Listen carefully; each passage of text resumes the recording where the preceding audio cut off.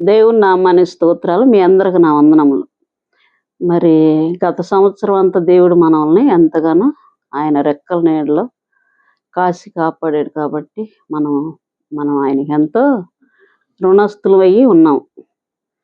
మరి మనకంటే గొప్పవారు, మనకంటే అందసందాలు గలవారు, మనకంటే ఎంతో మంచివారు లేరు భూమి మీద. కానీ ఆయన కృపను మన మీద ఉంచి ఆయన మన జీవాన్ని ఆయన కృపలో దాచిపెట్టి పాత సంవత్సరం అంతా కూడా 25వ సంవత్సరం అంతా 2025 సంవత్సరం అంతా దేవుడు ఆయన పరిశుద్ధ నామంలో మనల్ని ఆయన కృపలో దాచిపెట్టి నూతన సంవత్సరంలో ప్రవేశించబెట్టాడు. కానీ మనం మరి దేవునికి ఆయన కృప మన మీద ఎంతో ఉన్నతంగా ఉంచాడు. మరి మనమైతే దేవునికి ఇప్పటి వరకు ఆయనకి మనము ఏమీ ఇవ్వాల. మరి ఆయన సంవత్సరాంతం మొదలుకొని ఆయన కృప ఏడవక మన ఎళ్ళ కృప చూపుతున్నది. మరి కీర్తనల గ్రంథము బైబిల్ చదువుకుందాము. కీర్తనల గ్రంథము 11వ అధ్యాయం 65వ కీర్తన 11వ అధ్యాయం చదువుకుందాం. సంవత్సరమును నీ దయా కిరీటము ధరింప చేసి ఉన్నావు, నీ జాడలు సారము వెదజలుసున్నవి. అంటే మరి ఈ చిన్న వాక్యం దేవుడు మనం వినికిడిలో మరి మనం అర్థం చేసుకునే రీతిగా ప్రార్థన చేసుకుందాం. స్తోత్రం నాయన, మహాపరిశుద్ధుడా, మహాగణుడా, మా ఘనమైన రాజ్య నమ్మకమైన తండ్రి, మా శ్రేష్టమైన దేవాన్ని స్తోత్రం నాయన. నా తండ్రి, నా దేవ, అయ్యా పాతవు గతించినది క్రొత్తవైన నా తండ్రి, నూతన సంవత్సరంలో మమ్మల్ని ఎంతగానో కాసి కాపాడి ప్రభా, మరి ఈ దినం వరకు మమ్మల్ని సజీలు గుంచినవయ్యావని స్తోత్రం నాయన. నా దేవ, నా ప్రభా, ఇప్పుడు చెప్పుకున్న వాక్యంలో నా తండ్రి మన హృదయాల్లో నాయన నీరు కట్టి పరిలింపు చేసి మరి మేము ఎలా నడవాలో ఈ నూతన సంవత్సరంలో నూతన మార్గంలో మమ్మల్ని నడిపించమని, మరి నూతన ఉద్దేశాలు కలిగి నూతన ఆత్మ కలిగి జీవించే కృప దయచేయమని, మరి మా జీవితాలనైనా నీ వెలుగులో నా తండ్రి నీ మాటలు మా హృదయంలో దాచిపెట్టుకొని నీ వాక్యం నన్ను బ్రతికించి నా బాధల్లో నెమ్మదినిచ్చిన మేము ఎన్నో శ్రమల్లో బాధల్లో ఉన్నప్పుడు నీ వాక్యం మమ్మల్ని బ్రతికించి మా జీవన కృపలో దాచిపెట్టావు గనక ప్రభా, మరి ఈ రీతిలో నేను స్తుతించడానికి ఈ సమయం ఈ తరుణం మాకు ఇచ్చావు. నీకు వందనాలు ప్రభా.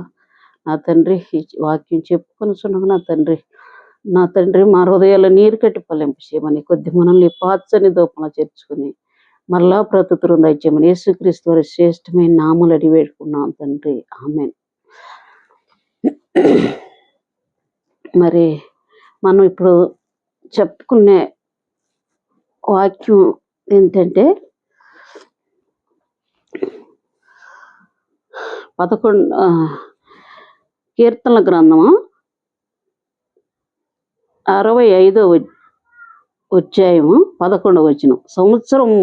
సంవత్సరమును నీ దయా కిరీటమును ధరింప చేసి ఉన్నావు, నీ జాడలు సారమును వెదజలుసున్నవి. అంటే మరి దేవుడు మనకి సంవత్సరాంతం కూడా ఆయన కిరీటాన్ని మన మీద ఉంచాడు.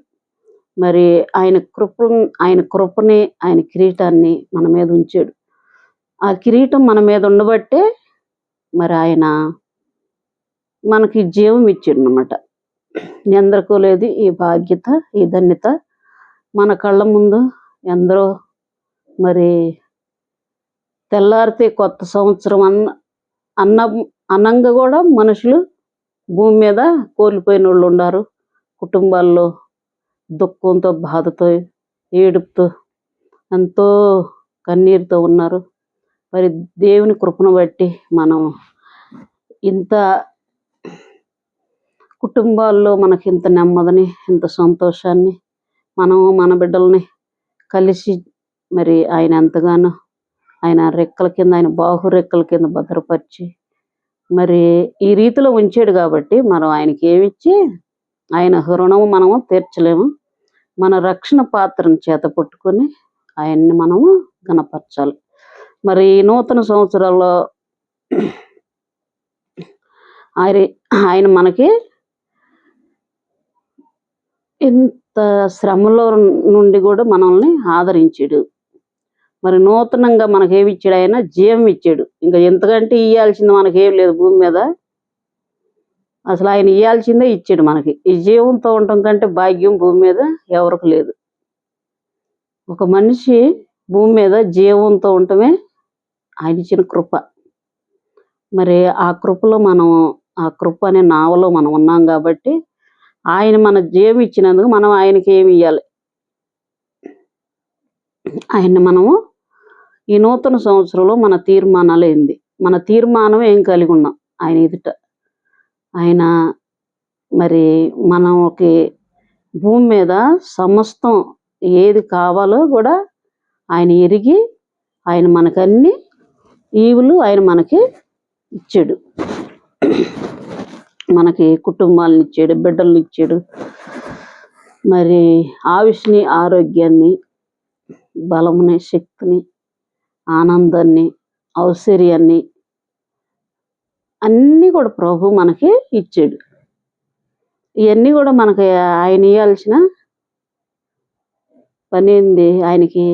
కానీ ఆయన పిల్లలం, ఆయన చేతులతో మనం చేసుకున్నాడు కాబట్టి మనం ఆయన పిల్లలం కాబట్టి ఆయన మనకి ఇవన్నీ కూడా మనకి ఏది అవసరమో ఏది అక్కరో ఆయన ఎరిగి మన అక్కర్లని మన అవసరతల్ని ఎరిగి ఆయన మరి అన్ని మన ఈవులు మనకు దయచేసాడు. మరి ఈ నూతన సంవత్సరంలో ఆయన కోసం మనం ఇవ్వవలసినవి ఏంటి? మరి ఆయన ఒక నిబంధన చేసాడు మనకి. ఎందుకు ఏం చేసాడు ఆయన మనకు నిబంధన? ఆయన రెక్కల కింద మనల్ని భద్రపరుస్తానని, ఒక తల్లి వారిని మరిచిన నేను మిమ్మల్ని మరువునని ఆయన ఎన్నో మన పట్ల నిబంధనలు చేశాడు. మరి ఆయనకి మనం ఏం నిబంధన చేసాము? ఒక్కటన్నా ఈ నూతన సంవత్సరంలో మరి దేవుని కొరకు తీర్మానం చేసుకుని, మరి దేవుని కొరకు నేను ఇలా జీవించాలి, మరి ఇలా బ్రతకాలి, మరి దేవుని నామాన్ని నేను ఇలా గణపరచాలి, దేవునికి నేను ఇట్లా కృతజ్ఞురాలుగా ఉన్నాను, మరి ఆయనకి నేను ఏమి ఇవ్వాలని మనలో ఒక్కళ్ళకన్నా సరే ఆలోచన వచ్చిందా? మరి క్రిస్మస్ దినాలన్నీ అయిపోయినాయి. క్రిస్మస్ అంటే మరి యేసు ప్రభుని ఆయన పుట్టుకుని అంతగానో మనం మరి ఆయన మరి బాలుడుగా ఈ లోకానికి రక్షకుడుగా వచ్చాడని మరి ఆయన ఎంతగానో మనం ఘనపరిచాము. మరి అది అయిపోయింది. మరలా దేవుడు సంవత్సరాంతం మొదలుకొని సంవత్సరాంతం వరకు ఆయన కిరీటం మన మీద ఉంచాడు. మరి ఆ కిరీటం మన మీద ఉంచాడు కాబట్టి ఆ కిరీటము ఉన్నంతసేపే మనము లోకంలో జీవంతో ఉండగలుగుతాం. ఆ కిరీటం మన మీద లేకపోతే మన ప్రాణాలే ఉండవు. కాబట్టి మనము ఆయనకి ఆ కిరీటాన్ని దాచుకోవాలంటే మనం ఏం చేయాలి? ఆయన మన దగ్గర నుంచి ఆయన ఏమి ఆశించట్లా. మరి క్రిస్మస్ వచ్చిందంటే కొత్త బట్టలు కొనుక్కున్నాము, కొత్త సంవత్సరం వచ్చిందంటే కొత్త బట్టలు కొనుక్కున్నాం, ఇల్లు శుభ్రం చేసుకున్నాము, వాకిళ్ళు శుభ్రం చేసుకున్నాము, భూమి మీద మరి మంచి బట్టలు తెచ్చుకొని కట్టుకున్నాము, మరి అన్నీ కలిగి ఉన్నాము. అన్నీ తెచ్చుకొని ఆయన దేవుణ్ణి శరీరాన్ని మనము శుభ్రం చేసుకొని శరీరానుసారంగా భూమి మీద మనుషులకి కనపడే రీతిగా అన్నీ చేసాము. కానీ దేవునికి కనపడే రీతిగా మనం ఏం చేయాలి? మరి అన్నిటికంటే ఆయన ఏం కోరుతున్నాడు మనలో నుంచి? మనకి ఆయన చూసేది ఏంది? మనల్ని, మన శరీరాన్ని చూస్తాడా? మన అందచందాలను చూస్తాడా? మరి ఏం చూస్తాడు ఆయన? మన హృదయాన్ని చూస్తాడు. అన్నిటికంటే విలువైంది హృదయం. ఆ హృదయం మరి ఆయనకి ఇచ్చామా? అన్ని భూమి మీద అన్నీ చేసాం. మనం పెద్ద పండగలు చేసాము, మంచి బట్టలు కట్టుకున్నాము, పోయి దేవుని సన్నిధిలో కూర్చొని ఆరాధన చేసి వచ్చాము, అన్నీ చేసాం. కానీ మరి మన హృదయాన్ని నూతన సంవత్సరంలో దేవునికి ఇచ్చామా? ఇచ్చుంటే ఆయన జీవ కిరీటాన్ని మనకిచ్చాడు. మరి మన హృదయం అన్నిటికంటే కూడా మోసకరమైంది, అది ఘోరమైన వ్యాధి గలది.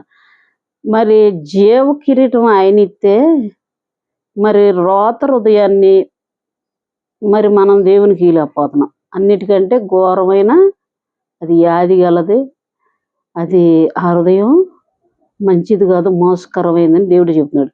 కానీ దేవుడు అడిగేది ఏంటంటే ఆ హృదయాన్ని అడుగుతున్నాడు ఆయన. ఆ హృదయాన్ని మనం ఇచ్చామనుకో మరి ఆయన జీవ కిరీటాన్ని మన మీద ఉంచుతాడు. ఆ హృదయం ఇవ్వకుండా మనం పై భక్తి ఎంత చేసినా అది వ్యర్థమే. వ్యర్థమైన వాటి వైపు మనం చూడకూడదు. మరి దేవుడు మనకి ఆయన జీవ కిరీటం మనకి ఇయ్యటం అంటే అది ఎంత గొప్ప భాగ్యం. అసలు మన కొరకు ప్రాణం పెడతాం అంటే ఎంత గొప్ప భాగ్యము. మరి జీవ కిరీటం ఆయన ముళ్ళ కిరీటాన్ని ఆయన తల మీద గుచ్చుకొని ఆయన మన కొరకు ప్రాణం పెట్టి ఆయన ఏం చేసాడు, మనకి జీవ కిరీటాన్ని ఇచ్చాడు. ఆ జీవ కిరీటం మనకి మన తల మీద మన మీద ఆయన ఉంచాడు. ఆయన జీవ కిరీటం అంటే అది ఆయన ఎంతో శ్రమను అనుభవిస్తే ఆ కిరీటం మనకు వచ్చింది. మరి ఆ శ్రమకు తగ్గట్టు మన జీవితాలు కూడా జీవించాలి. మరి ఈ రోజుల్లోకి ఈ క్షణంలో మనం యేసు ప్రభువారిని ఇక పండగ అయిపోయింది, ఇక సప్పబడిపోయాం. ఆ పండగ అన్నాళ్ళు మనకు ఉద్యోగం ఉంటుంది. కానీ ఆయన ఆ పండగ 4 రోజులు మనం చూసి కదవ రోజులు ఆయన మౌనంగా ఉండే దేవుడు కాడు. ఆయన నిరంతరం నిత్యము ఆయన కృపలో మనల్ని దాచిపెట్టి ఉంచుతాడు. కాబట్టి మన రోత హృదయాన్ని ఆయనకి ఇచ్చామనుకో ఆయన మన హృదయాన్ని పరిశుద్ధపరిచి ఆయన మనలో ఉండి ఆయన మన జీవితాలని బాగు చేస్తాడు. ఈ రోజును చూసుకుంటే బయటికి పోయిన వాళ్ళు ఇంటికి వచ్చేదాకా నమ్మకం లేదు. మరి నమ్మకం లేని స్థితిలో ఎంతమందో మహామహనీయులు భూమి మీద యవనస్తులు కానీ వృద్ధులు కానీ మరి నడి వయసు వారైనా సరే ఎవరైనా సరే ఈ రోజున చూడలేకపోయారు. కానీ దేవుడు ఆ గొప్ప కార్యం మనకి ఆ భాగ్యం మనకి ఇచ్చాడు. మన జీవితము ఎన్నాళ్ళు ఉంటుంది? 70 సంవత్సరాలు, అధిక బలం ఉంటే 80 అని దేవుని వాక్యం చెప్తుంది. మరి 80 సంవత్సరాలు 70 ఇప్పుడు 70-80 బతకడం కూడా కష్టమే. మరి మన జీవితం 80, ఒకరు 80, 70 వేసుకో, సరే 50 వేసుకో, ఇన్ని రోజులు బ్రతికిన జీవితం కూడా ఒక 5 నిమిషాల్లో మనము కనుమరుగైపోద్ది మన జీవితం. ఇన్ని సంవత్సరాలు జీవించిన జీవితం ఒక 5 నిమిషాల్లో అది కనుమరుగైపోయింది. ఆ కనుమరుగైపోయినప్పుడు మనం ఎక్కడికి వెళ్తాం? మన తర్వాత మన జీవితం ఏంది అది ఆలోచించి మరి మనం ఈ లోకంలో బ్రతకాలి.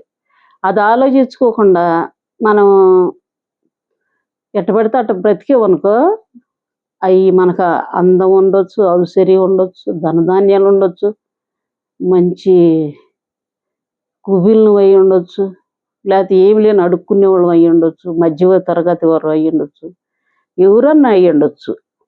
ఎవరయ్యుండా సరే మన బ్రతికిన బ్రతుకు ఆ 2 నిమిషాల్లోనే మన జీవితాన్ని తేల్చేసింది.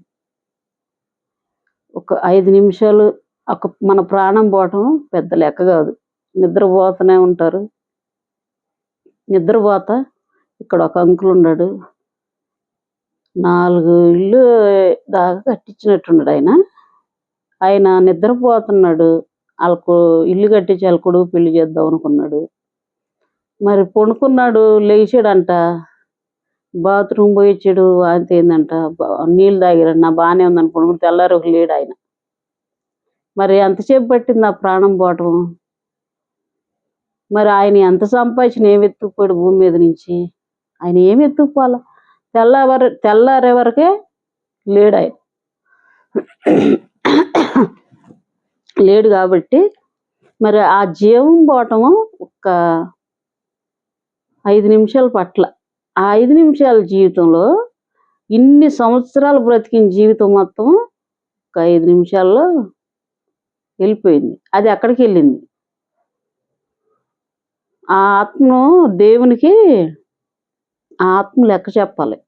ఈ భూమి మీద నుంచి పోయిన ఏ ఆత్మ అయినా సరే అది లెక్క చెప్పాలి దేవునికి. మరి ఇది మంచివైనా చెడ్డవైనా ఆయన ఎదుట మనం నిలబడాలి. ఈ భూమి మీద సంతోషం, ఆనందం ఇదే లోకం, ఇక పైన ఏం లేదు. ఏదైనా ఉన్నంత మటుకు ఏడాదించాల్సిందేనని ఇప్పుడు మన క్రిస్మస్ పండుగ చేశారు, చక్కగా కోలాటాలు ఆడుతున్నారు. కోలాటం అంటే అసలు ఏంది అది? అసలు బైబిల్లో ఎక్కడన్నా ఉందా? మరి కొత్తగా మనం సృష్టించుకుంటున్నామా? మరి ఆ రోత ఆ పాత ఎక్కడి నుంచి వచ్చింది ఆ రోత? మనకు అసలు మన బైబిల్కి లేదు అది. మన గ్రంథం మొత్తం చదివినా సరే ఆ కోలాటం ఆడి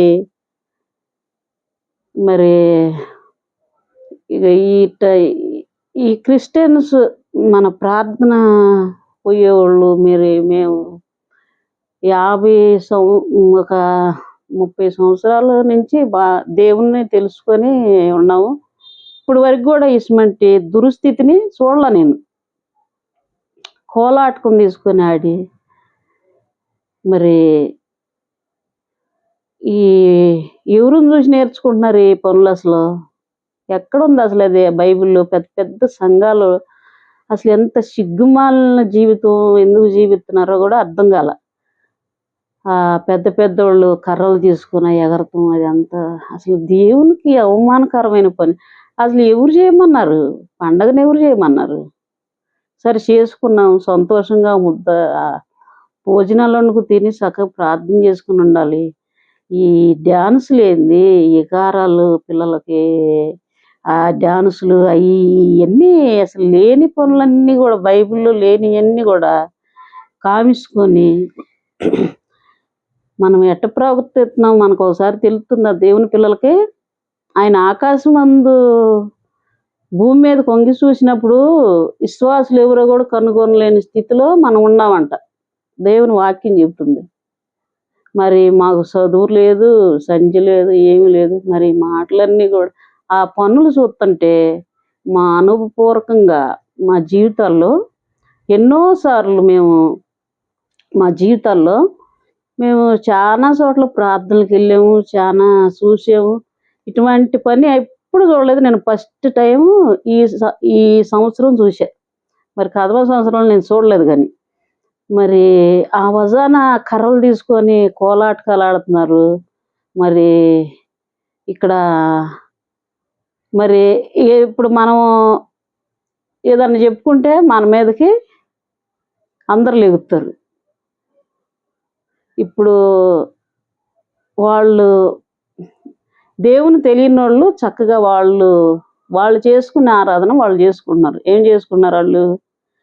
వాళ్ళు బతుకమ్మను పెట్టుకొని, పూలు పెట్టుకొని, వాళ్ళు కోలాటం ఆడుకొని, వాళ్ళంటే వాళ్ళ నిబంధనలో వాళ్ళు ఉన్నారు, వాళ్ళ పద్ధతిలో ఉన్నారు. మన పద్ధతి లేదు కదా. ఇది పద్ధతి లేని పని మనం చేయటం ఏంది? అసలు ఇంత సిగ్గుమాలిన పని లేదు మనం చేసేది. అసలు దేవునికి ఎంత విరోధమైన పని అది.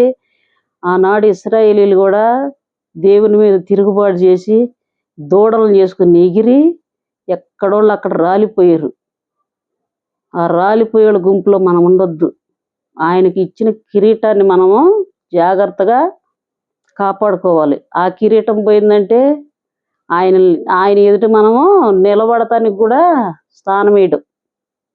ఇటువంటి పనులు చేస్తే మనం ఎంత దైవజీలను అవ్వచ్చు, మనం ఎంత గొప్ప సంఘాలు కట్టవచ్చు, మనం ఎంత పరిశుద్ధం అయ్యి ఉండవచ్చు. కూడా చేసే పనులు పరిశుద్ధంగా లేకపోతే దేవుడు శిక్షిస్తాడు.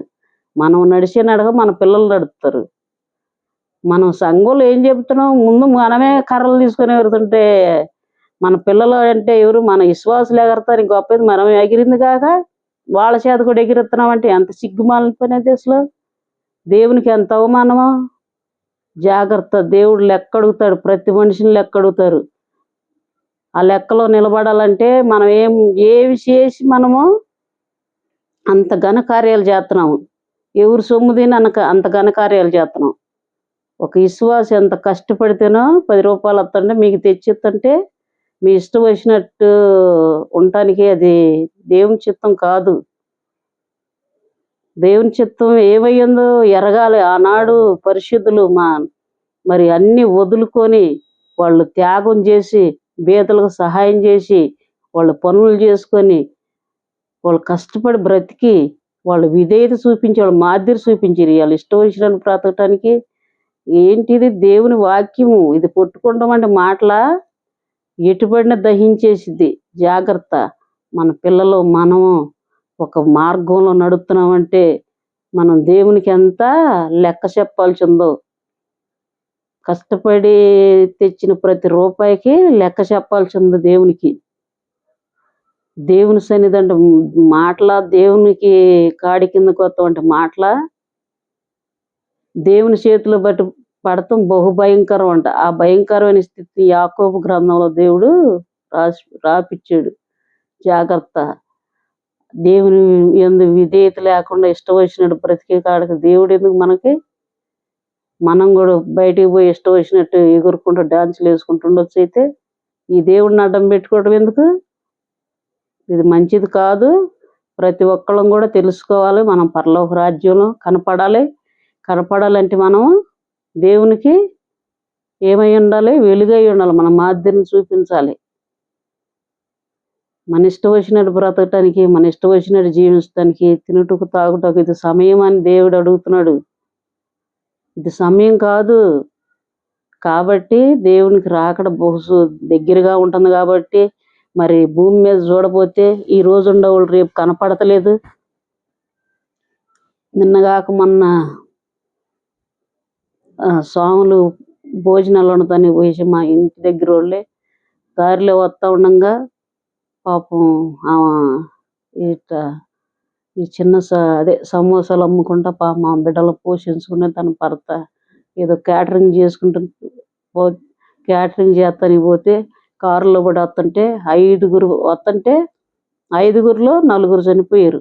ఒక కుటుంబంలోనే 2 చనిపోయారు. ఒక అబ్బాయి హాస్పిటల్లో ఉన్నాడు. 2 మరి ఎవరో చనిపోయారంట. మరి తెల్లారితే క్రిస్మస్ పండగ, వాళ్ళు చర్చికి వెళ్ళే వాళ్ళే. కానీ మరి వాళ్ళు లేదు, ఆమె చర్చికి వెళ్ళిద్దని తెలిసింది. ఎంత ఘోరమో, 2 శవాలు ఇటు పడిపోతుంటే గుండెలు పగిలిపోయినాయి. జాగ్రత్త. ఈ లోకంలో ఉన్నామంటే ఏ క్షణం ఏం జరుగుతుందో కూడా తెలియట్లా. కాబట్టి మనం దేవునికి ఎంతో విధేయులమై ఉండాలి. ఆయన కిరీటాన్ని మనం చూడాలి. ఎన్ని వాగ్దానాలు దేవుడు మనకి ఇచ్చాడు. ఎన్ని వాగ్దానాలు కూడా మనము తీసేసి మన ఇష్టానుసారమైన జీవితాన్ని జీవిస్తున్నాం. కాబట్టి అది దేవునికి క్రమబద్ధత అయిన జీవితం కాదు. దేవుడు ఏమని చెప్తున్నాడు? ఎన్ని వాగ్దానాలు మన జీవితాల్లో ఇచ్చాడు. ఆ వాగ్దానాలు ఎంత చక్కని మాటలు ఇచ్చాడు దేవుడు. అవి మనం చదువుకొని ఆటిపట్టు నడుచుకోవాలి. కానీ ఏం ఆనందాలు, భూమి మీద ఆనందాలు ఏంది, సుఖభోగాలు ఏంది ఇది? మనం గొప్ప, మేం గొప్ప అని గొప్పతనాలు చెప్పుకోవడానికి కాదు. మన క్రియలను ధర్మశాస్త్రాన్ని చదివినోళ్ళు కాదు గొప్పోళ్ళు, దాన్ని పాటించిన వాళ్ళు గొప్పోళ్ళు. బైబిల్ చదివిన వాళ్ళు కాదు గొప్పలు, దాన్ని పాటించిన వాళ్ళు. మన క్రియలు చూపించినప్పుడే మనము దేవునికి మనుషులకి కనపడతాం. ఆయన మంచిని చెడుని అన్నీ చూస్తాడు దేవుడు. దావీదు మహారాజుని అంటున్నాడు, మరి అయ్యా నేను అగాధంలో ఉన్నా అక్కడ నువ్వు ఉన్నావు, నేను ఏకూరు రెక్కలు కట్టుకుని ఉన్నా అక్కడ నువ్వు ఉన్నావు అన్నాడు. మరి మన మందిరాలు ఏం జరిగేది దేవుడు చూస్తున్నాడు. కానీ మనం దైవజీలమైనా సరే, విశ్వాసమైనా సరే, మన ఇష్టం వచ్చినట్టు జీవించడానికి దేవుని చిత్తం కాదు.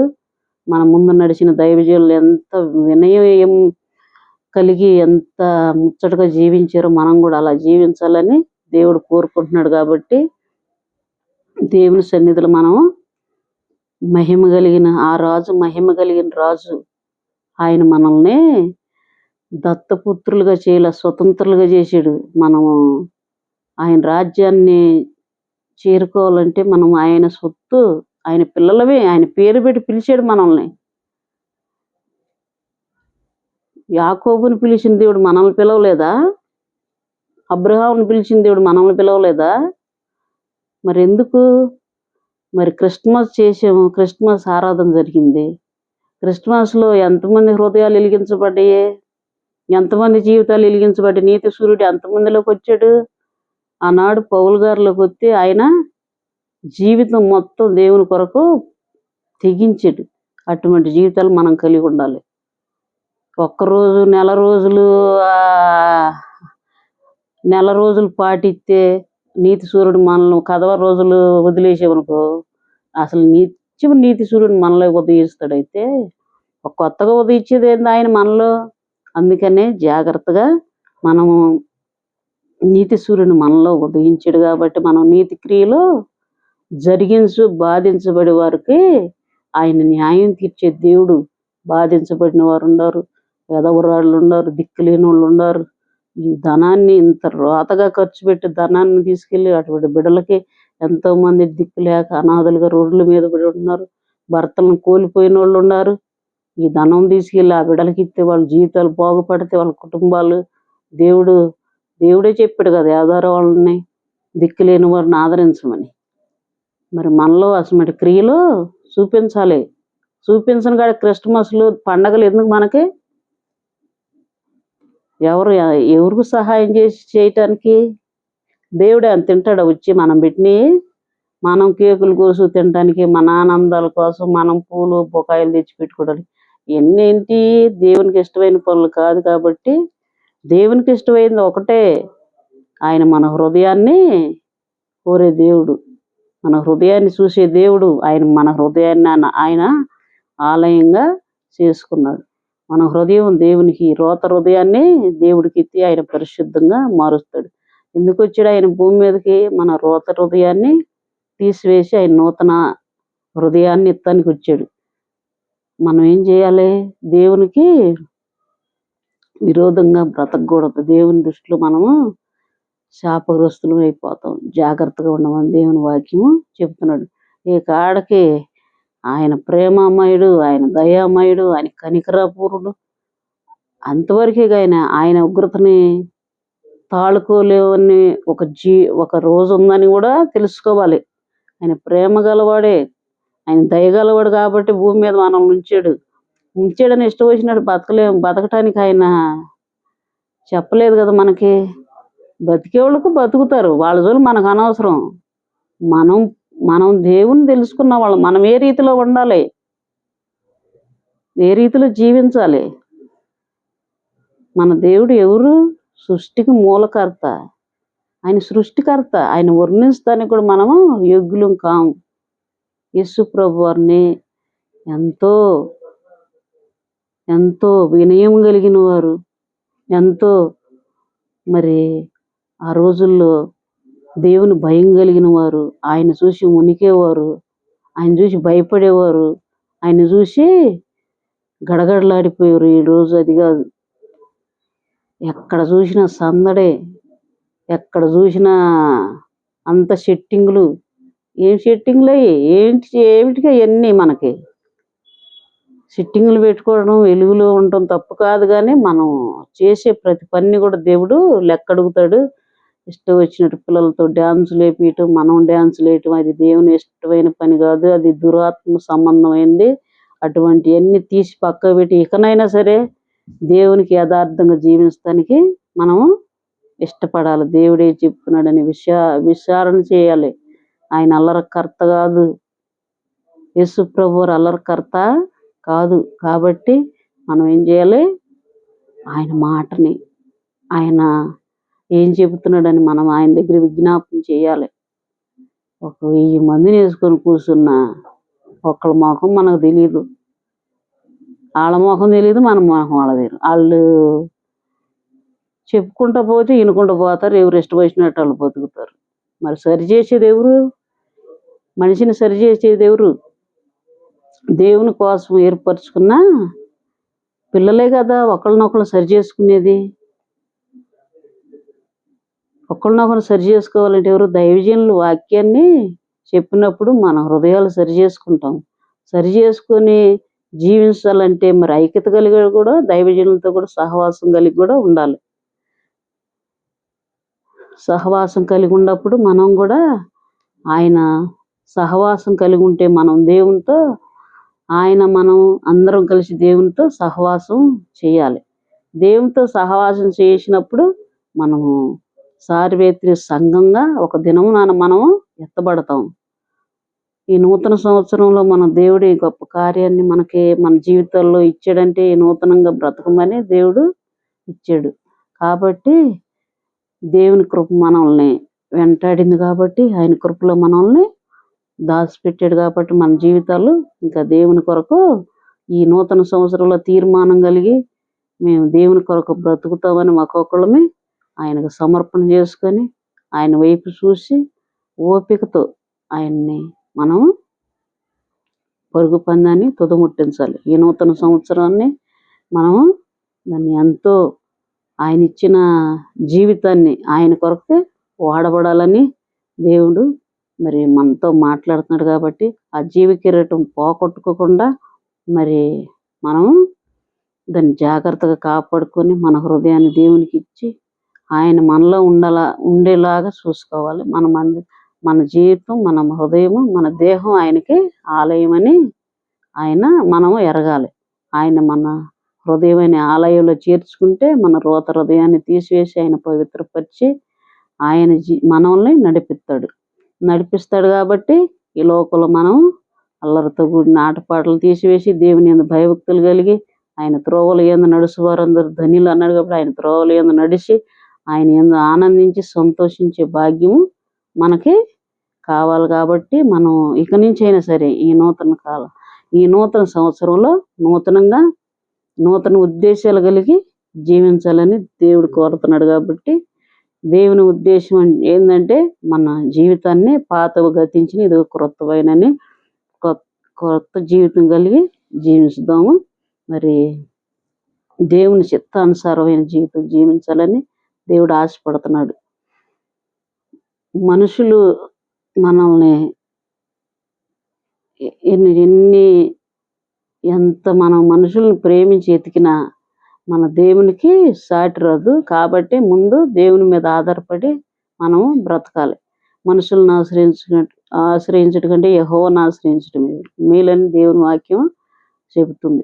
కాబట్టి మనము దేవుని ఆశ్రయించే బిడ్డలుగా ఉండాలని మన దేవుణ్ణి అనుదిన మరి దేవుణ్ణి ప్రార్థించుకుంటూ ఆయన సన్నిధిలో మెలకువగలిగి జీవించాలని మరి ఈ దినాన మనం ఒక తీర్మానం కలిగి మరి దేవుని వాక్యాన్ని ప్రతిదినం చదువుకుంటూ మరి ఆయనకి ఏమి ఇవ్వాలి మనమని ఆయనకి ఏమి ఇచ్చి మనం రుణం తీర్చగలుగున్నామనే ఒక ఆలోచన కలిగి ఆయన ఇచ్చే మనం తీసుకోకుండా మనం కూడా ఆయనకి ఇచ్చే వాళ్ళంగా ఉండాలని దేవుడు కోరుతున్నాడు. కాబట్టి చేతులు చాచి ఉన్నాడు ఆయన. మనం ఆయన రెక్కల నీళ్ళలోకి వెళ్ళి ఆయన సన్నిధిలో మనం యథార్థంగా బ్రతకమని దేవుడు ఆశిస్తున్నాడు. కాబట్టి మరి ఈ సమయంలో మరి దేవుని పాదాలు పట్టుకొని మరి చెప్పబడిన వాక్యాన్ని మన హృదయాల్లో నీరు కట్టి ఫలింపు చేయాలని ఈ కొద్ది మానవులు దేవుడు ఈ మాటలు దీవించునుగాక. ఆమేన్.